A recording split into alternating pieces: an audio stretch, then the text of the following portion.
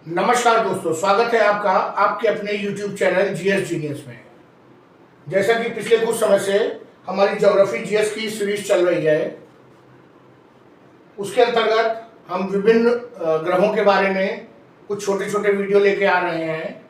उसी क्रम में आज हमारा वीडियो है बृहस्पति ग्रह पर, अर्थात जुपिटर पर। इसके पहले कि हम अपना वीडियो शुरू करें, आप लोगों से एक रिक्वेस्ट है कि एक मिनट के लिए इस वीडियो को पॉज करके चैनल को सब्सक्राइब कर लीजिए, जिससे कि समय समय पर जो हमारे वीडियो आते रहते हैं ज्योग्राफी पर, वो आपको समय से मिलते रहें। आपके लिए हम इतना प्रयास करते हैं तो हमारा इतना हक तो बनता ही है कि हम आपसे कहें कि हमारे वीडियो को लाइक करिए और चैनल को सब्सक्राइब करिए। चलिए जल्दी से सब्सक्राइब कर लीजिए। चलिए ठीक है, उम्मीद करता हूं कि आपने हमारे चैनल को सब्सक्राइब कर लिया होगा। तो चलिए आगे शुरू करते हैं आज के लेक्चर को, जो कि बृहस्पति ग्रह पे है।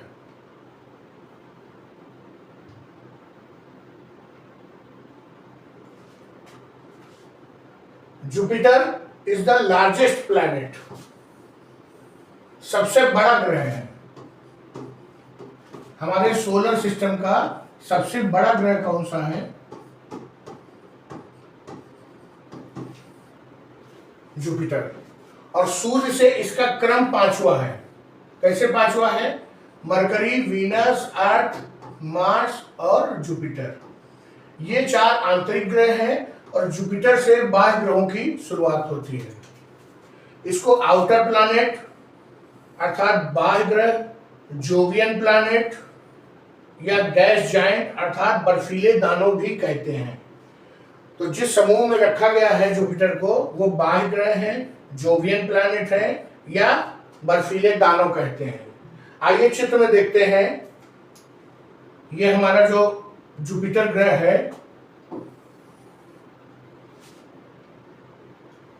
ये कुछ ऐसा दिखता है, ऑरेंज और व्हाइट कलर का।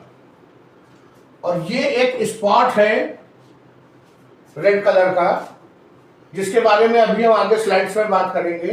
ये बहुत इंपॉर्टेंट है। चलिए आगे देखते हैं।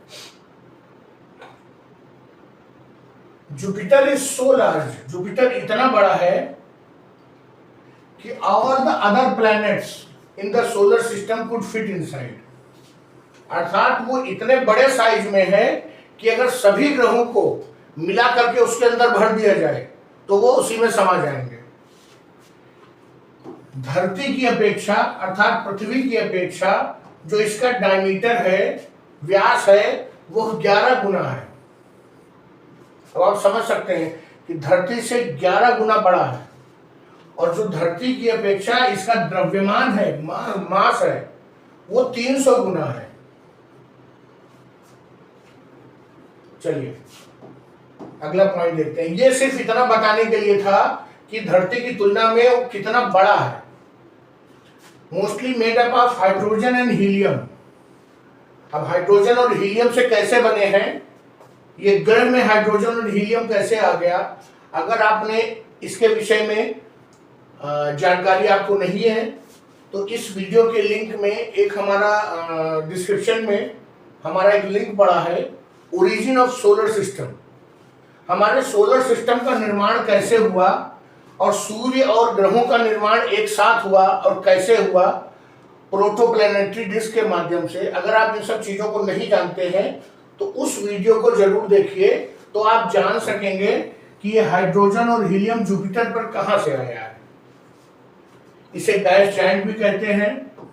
गैस जायंट इसलिए कहते हैं कि लैक ए सॉलिड सरफेस, धरती की तरह कोई ठोस सतह नहीं है उसकी। अर्थात वहां पर अगर हम जाके खड़े होने का प्रयास करें तो खड़े नहीं हो पाएंगे। क्यों? क्योंकि सतह ही नहीं है, ठोस सतह नहीं है। It is thought to have small rocky core. ऐसा माना जाता है कि उसका जो कोर है, जो केंद्र है, वहां पर तो पत्थर और ठोस है, मेटल्स हैं, लेकिन सतह पे कहीं भी ठोस नहीं है, सब गैस है केवल। लेकिन ये जो सतह के बारे में भी अभी अनसर्टेन है, पर्याप्त खोज नहीं हो पाई है, इसीलिए इसे गैस जायंट कहते हैं। अर्थात गैस से बना हुआ एक दानव। दानव क्यों कह रहे हैं? इतना बड़ा आकार है इसलिए। चलिए अगला पॉइंट देखते हैं। जो मैंने चित्र के शुरुआती स्लाइड में चित्र में एक लाल रंग का धब्बा दिखाया था, ग्रेट रेड स्पॉट, ये फेमस स्टॉर्म है, एक बहुत प्रसिद्ध तूफान, लार्जर देन अर्थ।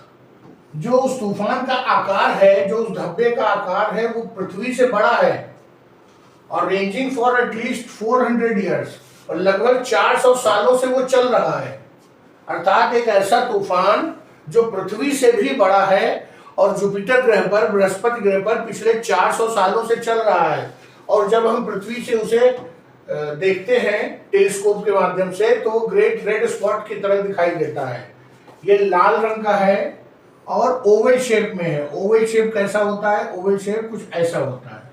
अर्थात अगर कोई चीज गोल हो और उसको थोड़ा थोड़ा सा खींच दिया जाए बाहर की ओर, तो वो ओवल बन जाता है। और हाई प्रेशर रीजन, स्वाभाविक है जहां पे ये तूफान चल रहे होंगे, जहां पे ये बाउंडर आ रहा होगा, वहां पे एयर प्रेशर ज्यादा होगा और बहुत जबरदस्त विंड्स चलती हैं। लगभग 500 किलोमीटर प्रति घंटे की रफ्तार से वहां पे हवाएं चलती हैं। अगला पॉइंट देखते हैं। Jupiter rotates extremely fast. जो बृहस्पति ग्रह है बहुत तेजी से अपनी धुरी पे नाचता है, इतनी तेजी से नाचता है कि वो धरती के 10 घंटों में ही, अर्थात जो धरती पर 10 घंटों का समय है, उतनी देर में ही अपना एक चक्कर अपनी धुरी पर पूरा कर लेता है। इस कारण पूरे सोलर सिस्टम में सबसे छोटा दिन जुपिटर पर है। कितने घंटे का दिन है? 10 घंटे का।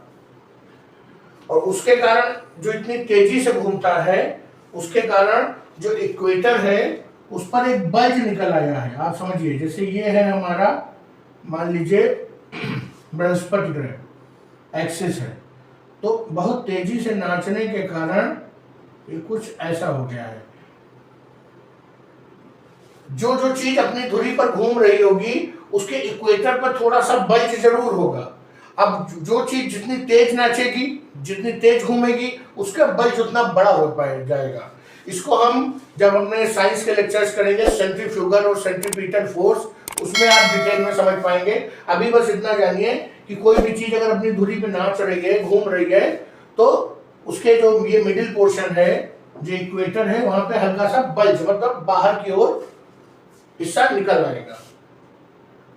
चलिए अगला पॉइंट देखते हैं। जुपिटर है 79 मून्स, 79 उपग्रह है। इसमें सबसे इंपॉर्टेंट है लो, अभी बताएंगे हम क्यों। यूरोपा और गैनीमेड, गैनीमेड को हमने सोलर सिस्टम में भी पढ़ा था, और कैलिस्टो।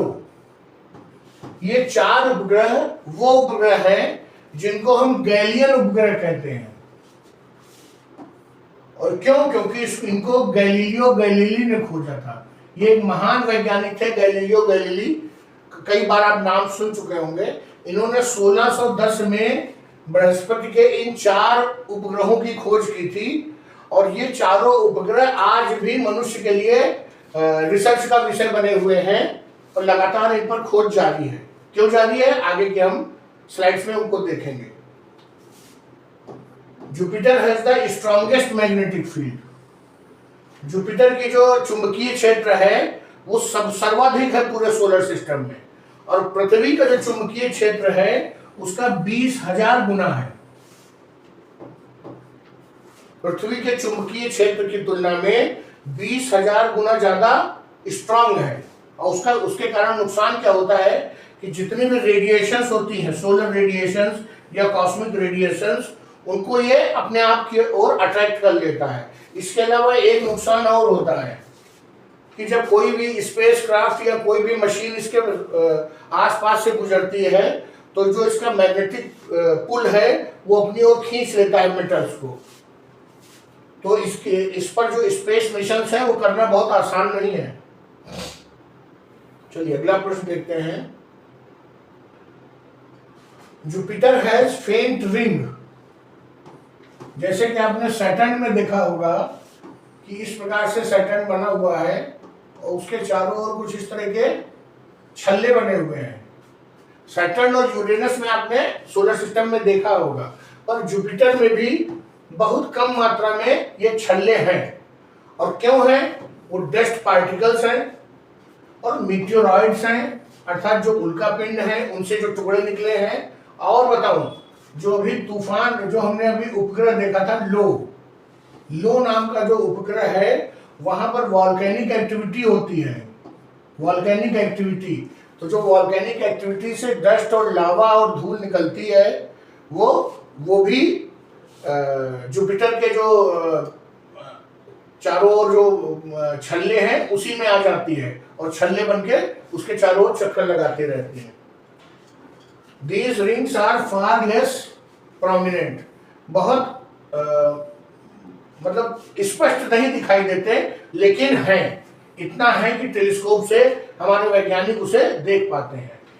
शनि की तरह उतने बड़े नहीं हैं छल्ले। एक अगला पॉइंट जो कि बहुत महत्वपूर्ण है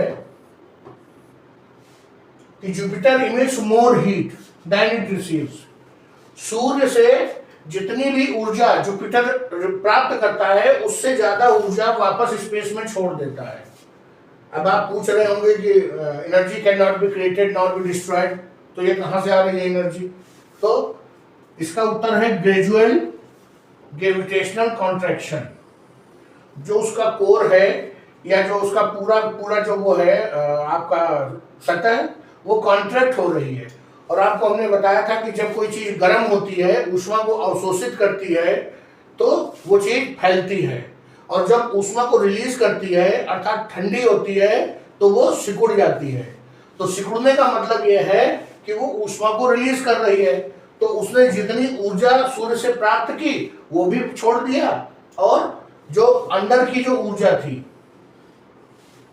कॉन्ट्रैक्शन के कारण, वो भी उसने बाहर रिलीज कर दी। तो इस कारण जितनी ऊर्जा वो इमिट कर रही है, वो उसके रिसीव की हुई ऊर्जा से अधिक है।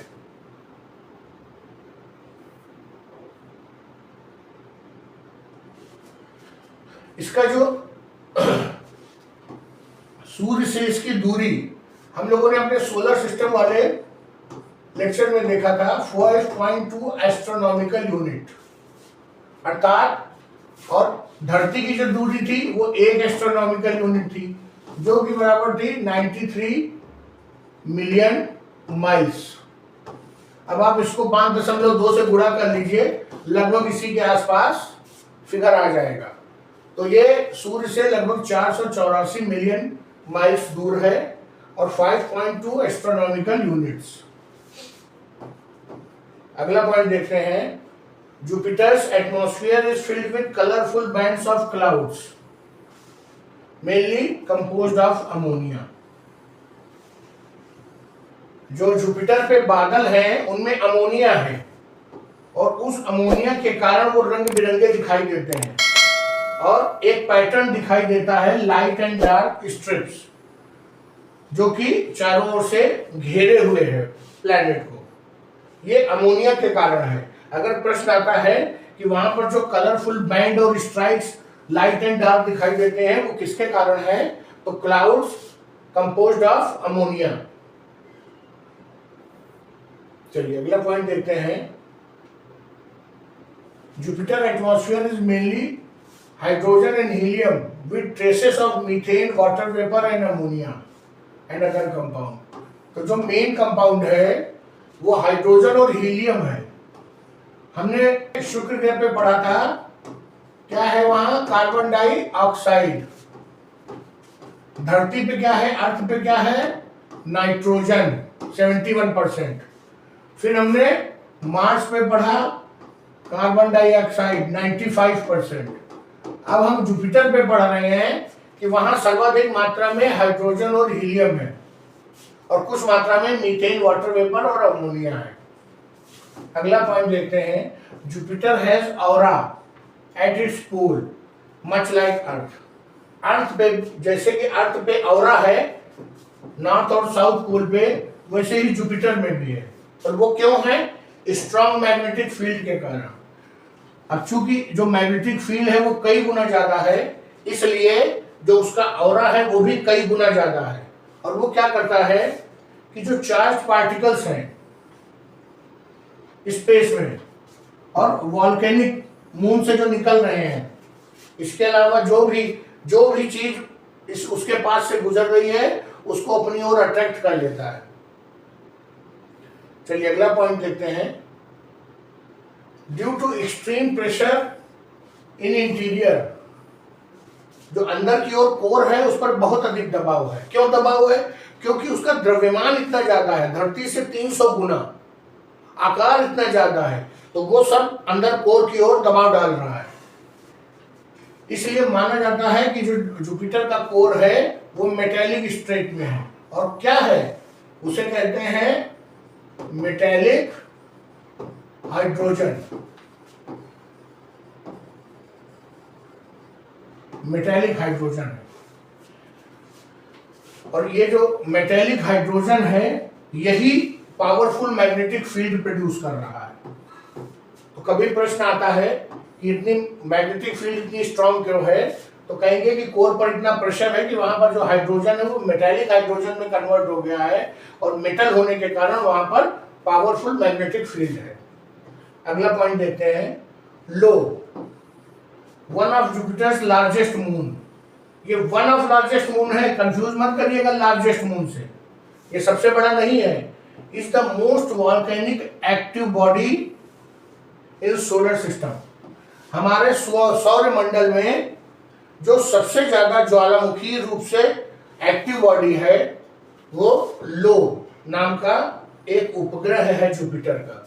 और उसका कारण क्या है कि जो जुपिटर का विशाल आकार है और उससे लगने वाला जो गुरुत्वाकर्षण बल है वहां पर टाइड उत्पन्न कर देता है। और टाइड उत्पन्न होने के कारण वहां पर जैसे किसी चीज को पकड़ के खींच लिया जाए तो फट जाएगा और वही वॉल्केनिक इरप्शन के रूप में सामने आ जाता है। तो सबसे ज्यादा वॉल्केनिक रूप से एक्टिव बॉडी हमारे सौर मंडल में क्या है? लू। ये एक जुपिटर का उपग्रह है। और क्यों है वॉल्केनिक एक्टिविटी? वो जो उस फोर्स है वॉल्केनिक एक्टिविटी का वो अंदर से नहीं है, वो बाहर से है। वो जो जुपिटर का फोर्स है, गुरुत्वाकर्षण बल है। अभी मैंने आपसे कहा था कि चारों उपग्रह के बारे में हम डिटेल से पढ़ेंगे, तो अभी हमने केवल लू के बारे में पढ़ा। अब दूसरा ग्रह देखते हैं, यूरोपा। ये जुपिटर का अर्थात बृहस्पति का एक और उपग्रह है। इस पर ठीक आइसी क्रस्ट है, अर्थात बर्फ की बहुत मोटी चादर है।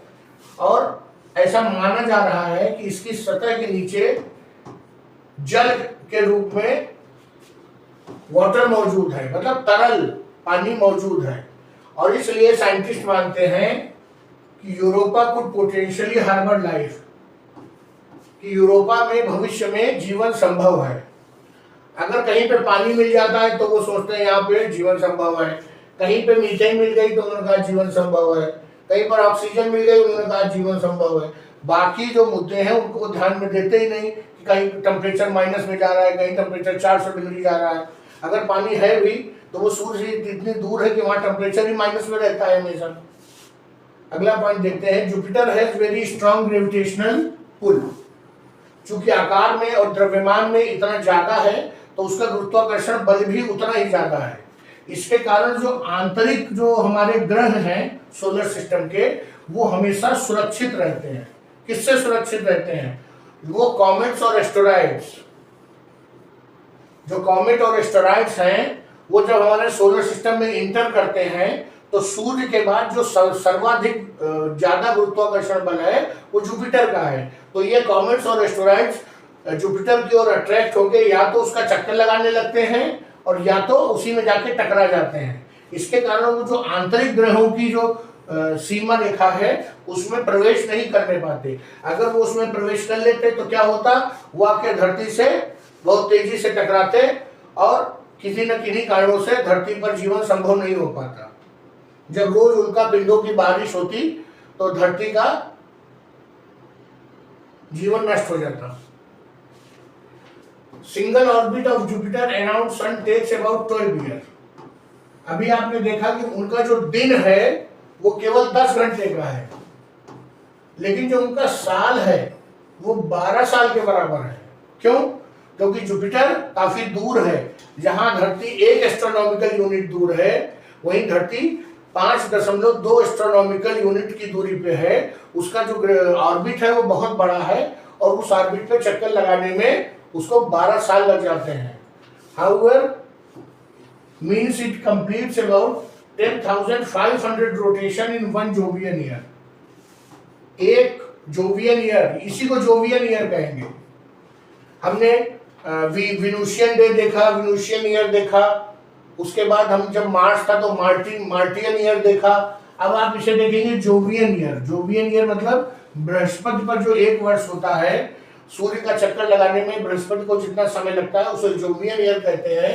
जो धरती के 12 वर्षों के बराबर होता है, उसमें वो 10,500 बार अपनी धुरी पर चक्कर लगा चुका होता है।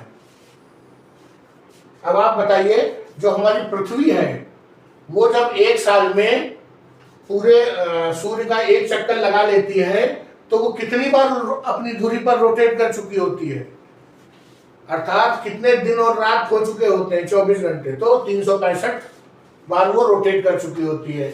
वहीं हमारा जो बृहस्पति है वो 10,500 बार रोटेट कर चुका होता है।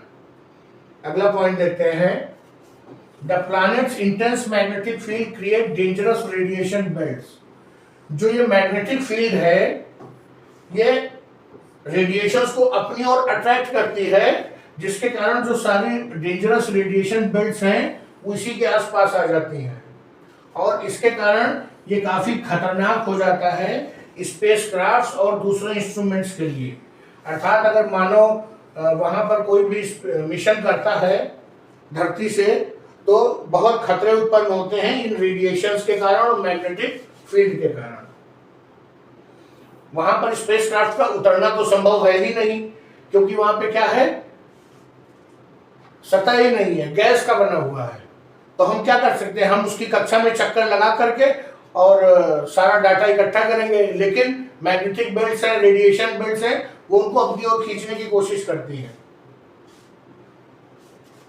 ये जो ग्रेट रेड स्पॉट है जिसके बारे में अभी हमने बात किया, जो कि 400 साल से वहां तूफान चल रहा है जिसे ग्रेट रेड स्पॉट कहते हैं, उसके अलावा बहुत से और तूफान भी चल रहे हैं, साइक्लोन्स चल रहे हैं, और कुछ उनमें से बहुत थोड़ी देर के लिए होते हैं और कुछ सालों साल चलते रहते हैं। सबसे बड़ा वाला कितना देर के लिए है, 400 साल से चल रहा है।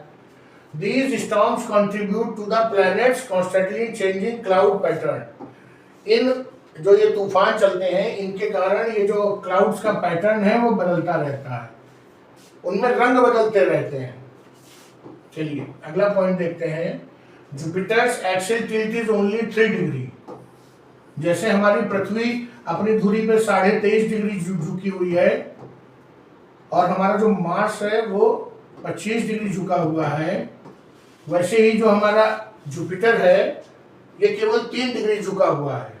इसके कारण इस पर पृथ्वी की तरह सीजन नहीं होते, अर्थात मौसम नहीं होते, और वहां का जो क्लाइमेट है वो लगभग एक समान रहता है हमेशा। ना वहां पर गर्मी और न गर्मियों में गर्मी बहुत पड़ती है, न ठंडकों में ठंडक पड़ती है, तो हमेशा एक जैसा मौसम रहता है। वैज्ञानिकों का ऐसा मानना है कि जो material ejected from volcanic eruption on Io and impacts on other moons could contribute to Jupiter's faint ring. वैज्ञानिकों का ऐसा मानना है कि जो लू नाम का उपग्रह है वहां से जो वोल्केनिक मटेरियल बाहर आ रहा है, लावा, धूल और जो गैसेज हैं, और उसके अतिरिक्त जो कॉमेट्स, एस्टेरॉइड और मीटियोराइट्स जो मून के, जो जुपिटर के अन्य उपग्रहों से टकराते हैं, उनके कारण जो मलबा स्पेस में बिखर जाता है वही जुपिटर की रिंग्स का निर्माण करता है। यद्यपि वो इतनी प्रोमिनेंट नहीं है जैसे कि सैटर्न में है, लेकिन उसके बाद भी थोड़े से रिंग्स जो है जुपिटर में है। अगला पॉइंट देखते हैं, Jupiter is one of the brightest object in our night sky, can be seen without a telescope. बिना टेलीस्कोप के, जैसे मैंने बताया था शुक्र ग्रह को देखा जा सकता है, वैसे बृहस्पति को भी देखा जा सकता है। अब अगर हम बात करें कि रात में जो सबसे चमकदार तीन चीजें हमारे स्काई में दिखाई देती हैं, तो पहला हो जाएगा मून, दूसरा हो जाएगा वीनस, तीसरा हो जाएगा जुपिटर। अगर रात की बात करें, अगर हम कहें कि पृथ्वी के आकाश में चमकने वाली चार सबसे चमकदार चीजें क्या हैं, तो सन भी हो जाएगा। अगर रात की बात करें तो केवल ये तीन रहेंगे। अगर केवल पूरे में बात करें तो ये जुपिटर चौथे नंबर पर आ जाएगा। चलिए आगे बढ़ते हैं। Observation of Jupiter's moons by Galileo in the 7th century. मैंने आपको बताया 1610 ईस्वी में गैलीलियो ने जुपिटर के जो उपग्रह थे उनको देखा, और सबसे वहां से पूरी जो एस्ट्रोनॉमी थी वो बदल गई। तब तक माना जाता था कि जो पृथ्वी है वो हमारे सोलर सिस्टम के केंद्र में है, सौर मंडल के, और बाकी सारे ग्रह तारे और सूर्य सब पृथ्वी के चारों ओर चक्कर लगा रहे हैं। मानव का ऐसा मानना इसलिए था कि मानव में एक प्रवृत्ति होती है कि वो अपनी चीज को हमेशा केंद्र में रखना चाहता है, खुद को हमेशा केंद्र में रखना चाहता है। इसलिए उसने एक ऐसा मॉडल तैयार किया था जिसमें पृथ्वी सबसे केंद्र में थी और बाकी सब उसके चक्कर लगा रहे थे, मतलब पृथ्वी सबसे इंपॉर्टेंट थी। लेकिन जब गैलीलियो ने देखा कि वहां पर चार आकाशीय पिंड ऐसे हैं जो जुपिटर का चक्कर लगा रहे हैं, वो पृथ्वी को इंपॉर्टेंट नहीं मानते हैं, तो उनको ये समझ में आया कि ये जो जियोसेंट्रिक मॉडल है, एक ऐसा मॉडल जिसमें पृथ्वी सबसे केंद्र में है, ये सही नहीं है। और वहीं से पूरी एस्ट्रोनॉमी बदल गई। उन्होंने माना कि नहीं भाई, सब लोग पृथ्वी के चक्कर नहीं लगा रहे हैं, कुछ लोग ऐसे भी हैं जो दूसरी चीजों के चक्कर लगा रहे हैं। जब ये चीज गलत साबित हो गई जियोसेंट्रिक मॉडल, तो और रिसर्च शुरू हुई।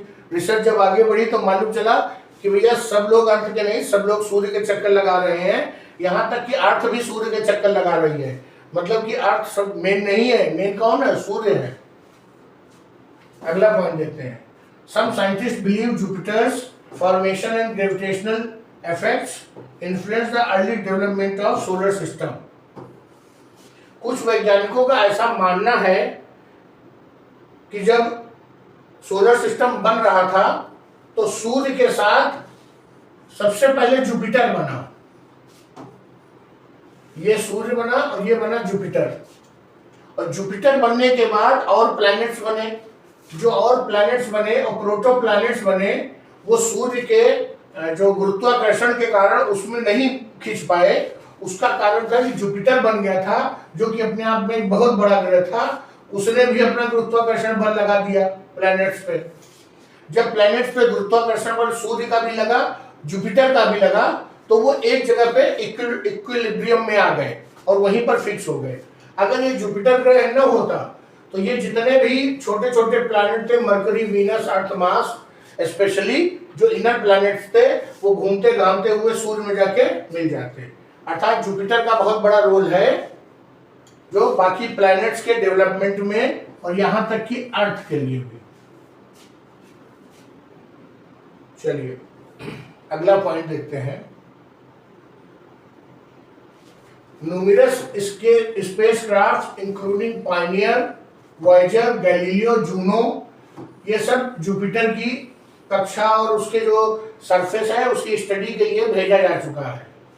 जो जूनो मिशन 2011 में भेजा गया था वो अभी भी चक्कर लगा रहा है। किसके बारे में पूरी खोज हुई है? प्लैनेट की मैग्नेटिक फील्ड जो इतनी स्ट्रांग है, उसका जो एटमॉस्फेयर है जिसमें अमोनिया के क्लाउड्स हैं, इंटीरियर रीशेपिंग जिसके कारण मालूम चल रहा है कि कॉन्ट्रैक्शन हो रहा है, अंडरस्टैंडिंग ऑफ जायंट प्लैनेट्स। जो हमारे सोलर सिस्टम के बाहर प्लैनेट्स हैं, जो सूर्य के अतिरिक्त किसी अन्य तारे के चारों ओर ऑर्बिट में घूमते हैं, वो भी गैस जायंट्स हैं। तो अगर हम इस गैस जायंट्स के बारे में अपनी समझ को बढ़ा लेते हैं तो हम किसी न किसी रूप में उनको भी समझ जाएंगे। तो आपने इस लेक्चर में देखा कि जुपिटर हमारे लिए क्यों इंपॉर्टेंट है। जुपिटर जो है पृथ्वी के बाद मार्स के बाद अगला प्लैनेट है, और सभी प्लैनेट्स की उत्पत्ति में उसका रोल है। जो बाहरी सोलर सिस्टम के बाहर से कॉमेट्स और मेट्योर्स आते हैं उनको इनर प्लैनेट्स की तरफ जाने से रोक देता है। तो जुपिटर का बहुत बड़ा रोल है हमारे सोलर सिस्टम में। चलिए आज के लेक्चर को यही समाप्त करते हैं। जो हमारा अगला लेक्चर होगा वो सैटर्न पे होगा, अर्थात शनि ग्रह पर होगा। लेकिन उस लेक्चर के पहले एक हमारा और वीडियो आएगा जो कि बृहस्पति ग्रह पर एमसीक्यू का वीडियो होगा। मल्टीपल चॉइस क्वेश्चंस होंगे करीब 30 के आसपास। उस वीडियो को जरूर देखिएगा। तो आपका जो आज का जो लेक्चर है, जो आज आपने सीखा है, उसका रिवीजन हो जाएगा और आप कुछ नए कुछ पुराने क्वेश्चन जो है जो पहले परीक्षाओं में आ चुके हैं उनका पैटर्न भी देख के समझ जाएंगे। तो चलिए लेक्चर को समाप्त करते हैं। आपने उम्मीद है मुझे कि आपने हमारा चैनल सब्सक्राइब कर लिया होगा। आपसे एक रिक्वेस्ट है कि अगर आपको हमारा प्रयास अच्छा लगा हो तो वीडियो को लाइक करिए। धन्यवाद दोस्तों।